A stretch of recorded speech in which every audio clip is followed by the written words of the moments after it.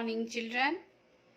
आज मैं आपको कक्षा 10वीं का संचयन का पाठ नंबर 2 पढ़ाने जा रही हूँ, सपनों के से दिन। इसके लेखक हैं गुरदयाल सिंह जी। उन्होंने अपने बीते हुए बचपन के कुछ लम्हों को इस पाठ में बताना चाहा है।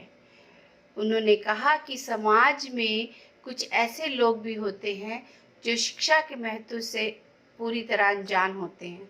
वो ना तो केवल खुद पढ़ते हैं बल्कि उनके आने वाले परिवार के लिए भी यह बहुत कष्टदायक हो जाता है। इसके कई कारण हो सकते हैं। उनकी मजबूरी भी हो सकती है, उनकी अज्ञानता भी हो सकती है। लेखक ने गांव की दिनचर्या में बच्चों की शरारतें, चुहलबाजियां, आकांक्षाएं, सपने सभी का विवरण इस पाठ में किया है और इसके साथ एक सीख भी दी है कि हमें निरंतर सफलता के पथ पर चलने के लिए प्रयासरत रहना चाहिए। आइए अब हम पाठ के अन्य विषयों को जानते हैं। सपनों के दिन पाठ में लेखक कहता है कि वह बहुत ही गरीब गांव के लोग जो थे, गरीब थे और वह भी एक गरीब अवस्था में जीवन काट रहा था। पहनने के लिए अच्छे कपड़े नहीं थे, पैरों में जूते भी नहीं हुआ करते थे और गांव भी में जो स्कूल था वो भी उतना अच्छा नहीं था और वो उसी अवस्था में स्कूल जाया करते थे। पढ़ाई को उतना महत्व गांव वाले लोग नहीं देते थे और वो नहीं चाहते थे कि बच्चे स्कूल जाए। उनको लगता था कि उन्होंने भी वही काम करने जो हमने करना है, इसलिए स्कूल भेजना वो अनिवार्य नहीं समझते थे। बच्चे जब खेल कूद कर चोट लगाकर घर आते थे, उनकी परिस्थितियाँ ऐसी थी कि उनकी माँ बहनें उनको दवाई लगाने की बजाय उन्हें उल्टा मारा पीटा करती थी कि तुमने ये चोट क्यों लगवाई। इस तरह से लेखक कहता है कि उनके गांव में सब अलग अलग प्रांतों से कई लोग आए हुए थे। कुछ हरियाणा के, राजस्थान के, अन्य अन्य राज्यों से भी आए थे। सब बच्चों जिनके साथ वो खेलते थे सबकी भाषाएं अलग अलग थी, लेकिन बच्चे जो होते हैं बहुत ही साधारण स्वभाव के होते हैं, मिलनसार होते हैं, इसलिए खेलकूद में कभी भी भाषा उनके बाध्य नहीं आई। फिर लेखक कहता है कि जब वो स्कूल जाते थे तो उन्हें स्कूल जाते समय रास्ते में हरी हरी घास, फूलों की सुगंध, पत्तों की महक, फ्रूट्स की खुशबू, पेड़ों पे चढ़ के फ्रूट को तोड़ना, ये सब चीज़ें उन्हें बहुत अच्छी लगती थी। लेखक कहता है मैं आज भी बड़ा होने के बाद भी उन आनंदमय क्षणों को महसूस कर सकता हूँ। बच्चे जो थे उनके स्कूल भी वैसे ही हुआ करते थे। गांव के स्कूल में शुरू साल में 1-1.5 महीना पढ़ाई हुआ करती थी, फिर 1.5-2 महीने की छुट्टियां शुरू हो जाया करती थी। अब तक जो बात अच्छी तरह लेखक को याद है, वो कहते हैं कि छुट्टियों से पहले दिन और छुट्टियों के बाद के दिन में बहुत अंतर हुआ करता था। हर साल छुट्टियों में लेखक कहता है हम अपनी नानी के यहाँ चले जाते थे और वहाँ पर नानी के यहाँ खूब मस्ती करते थे। दूध दही खाना, मक्खन नानी खिलाती थी, बहुत प्यार करती थी और गांव में बाहर सब बच्चों के साथ मिलजुल कर रेत पे खेलना और तालाब पे चले जाते थे, कपड़े उतार के नदी में कूद जाते थे, रेत के टीले बनाते थे, पेड़ों पे चढ़कर फ्रूट्स खाते थे।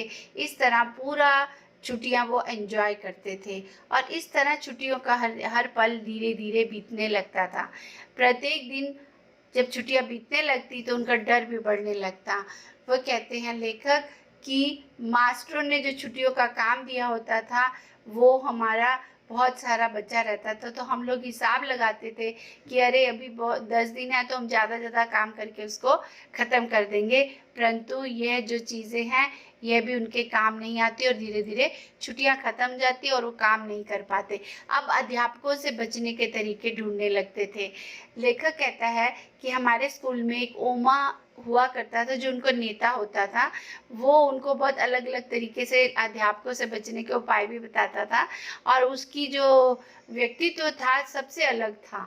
बड़ा सा शरीर था और शक्ल सूरत भी सबसे अलग थी। मार पिटाई, गालियां भी देता था। गालियां तो उतनी नहीं देता जितना वो अपने बड़े से सिर से लोगों को मारा करता था। तो इस तरह से सब उससे डरते भी थे पर उसकी राय भी मानते थे, तो उनका वो लीडर था। फिर अब लेखक कहता है कि हमारे स्कूल में जो हमारे पीटी के मास्टर थे, मास्टर प्रीतम चंद, वो बहुत ही सख्त अध्यापक थे। सख्त होना एक बात है, और वो बहुत अत्याचार भी बच्चों पे करते थे। छोटी छोटी बातों पे उनको मारते थे, बच्चों की मनोवैज्ञानिक स्थिति को नहीं समझते थे, और इसलिए कोई भी उनको पसंद नहीं करता था। छोटी सी गलती पर वो बहुत बुरी तरह से मारा करते थे। इसके विपरीत जो उनके हेडमास्टर श्री मदन मोहन शर्मा जी थे, वो बहुत ही अच्छे स्वभाव के थे।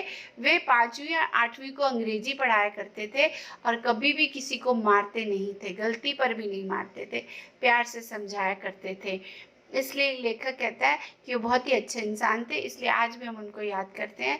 और वो सबकी मदद भी करते थे, क्योंकि वो बच्चों से, अमीर बच्चों से किताबें लेकर गरीब बच्चों को देते थे, ताकि बच्चों की पढ़ाई न रुक सके, और उनकी बहुत मदद करते थे। इस तरह से लेखक कहता है हमारा जीवन यापन होता था। बहुत ही कठिन परिस्थितियाँ थी, दयनीय बोल सकते हैं, ऐसी परिस्थितियाँ थी। अब लेखक कहते हैं कि हमें स्कूल जाना भी अच्छा नहीं लगता था, क्योंकि वहाँ पे हम लोगों को पढ़ाई का उतना महत्व तो समझ नहीं आता था, ना ही घर वाले हमें मजबूर करते थे पढ़ने के लिए। लेकिन एक ऐसी परिस्थिति होती थी जब स्कूल में 2 कारणों से उनको स्कूल जाना अच्छा लगता था। जब स्कूल में स्काउट एंड गाइड का अभ्यास करवाते थे पीटी मास्टर, नीली नीली झंडियाँ हाथों में पकड़ाकर परेड करवाते थे, अच्छी अच्छी यूनिफॉर्म पहनने को मिलती थी, तो उन दिनों लेखक को स्कूल जाना बहुत अच्छा लगता था, क्योंकि पढ़ना नहीं पड़ता था, सभी विद्यार्थियों को अच्छा लगता था। लेखक कहता है कि उस समय हम जब यूनिफॉर्म पहन के परेड करते थे, तो हम अपने आप को किसी फौजी जवान से कम नहीं समझते थे, क्योंकि जब हम वर्दी पहनते थे, पॉलिश किए हुए शूज़, जुराबे, अच्छी सी यूनिफॉर्म, तो हम अपने आप को बड़े गर्व से अपने आप को फौजी समझने लगते थे। और उस समय कभी कभी मास्टर प्रीतम चंद जो थे, हमें कभी कभी शाबाशी दे देते थे परेड को देख के, तो हमें बहुत अच्छा लगता था कि जो इंसान हमेशा हम डांटता है, वो हमें शाबाशी भी कभी कभी देता है। उसके बाद लेखक कहता है कि जब हम नई क्लास में जाते थे, हमें अच्छा तो लगता था, परंतु वो जो क्षण थे उदासी में बदल जाते थे, क्योंकि हमें वही पुरानी किताबें पढ़ने के लिए मिलती थी, जिसकी वजह से हमें कभी कभी किताबों से गंध भी आती थी, और वो जो नया जोश था वो धीरे धीरे कम होने लगता था।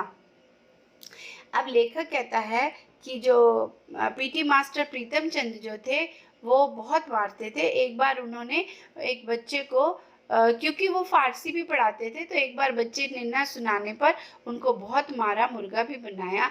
इतने में मदन मोहन शर्मा हेडमास्टर जो थे, वो आ गए, और उन्होंने उनके इस असभ्य व्यवहार को देख लिया। उन्हें बहुत गुस्सा आया, और उन्होंने कहा, इतने छोटे से बच्चों को तुम ऐसी सज़ा देते हो। और इतना कहकर उन्होंने उसे निलंबित कर दिया। हेडमास्टर शर्मा ने पीटी प्रीतम चंद को निलंबित करने के बाद उनकी रिपोर्ट भी दिल्ली में भेज दी, ताकि उनको हमेशा के लिए इसकी सज़ा मिल सके। उसके बाद वो कहते हैं कि काफ़ी दिन तक निलंबित होने के बाद वो स्कूल नहीं आए, और ना ही उनको आने दिया गया, और वो स्कूल के सामने ही उन्होंने एक बाज़ार में एक दुकान के ऊपर एक छोटी सी चौबारा ले लिया था किराए पे।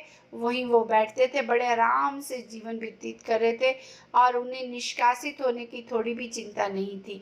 और सबसे अचंभे की बात ये थी कि वो एक तोते पाल रखे थे उन्होंने पिंजरे में, और कई बार उनको दिन में बादाम की गिरियाँ छील छील कर खिलाते थे। ये बातें लेखक को अन्य विद्यार्थियों से पता चली। अब लेखक कहता है, जब हम सबको ये पता चला कि वो इंसान ये इस तरह का व्यवहार कर रहा है, तो ये हमारे लिए एक चमत्कारी था। प्रीतम चंद जो पट्टी या डंडे से मार मार कर विद्यार्थियों की चमड़ी तक उधेड़ देते थे, वे अपनी तोतों से मीठी मीठी बातें कैसे कर सकते हैं। लेखक स्वयं में सोच रहा था कि क्या तोतों को उनकी आंख की तरह जलती भूरी आंखों से डर नहीं लगता। लेखक और उसके साथियों की समझ में ऐसी बातें उस बचपन में नहीं आ पाई, लेकिन क्योंकि वो छोटे थे, लेकिन बड़े होने के बाद उनके व्यवहार और उनका रूप उन्हें हमेशा याद रहता था। और ये जो उनका व्यवहार था वो कभी भी उनसे भूल नहीं पाए कि एक इंसान के दो रूप कैसे हो सकते हैं। मुझे उम्मीद है बच्चों, मैंने बहुत ही सरल और सहज और मुख्य बिंदुओं पर प्रकाश डालते हुए ये वीडियो बनाया है। मुझे उम्मीद है आपको पूरी तरह से समझ में आया होगा। धन्यवाद।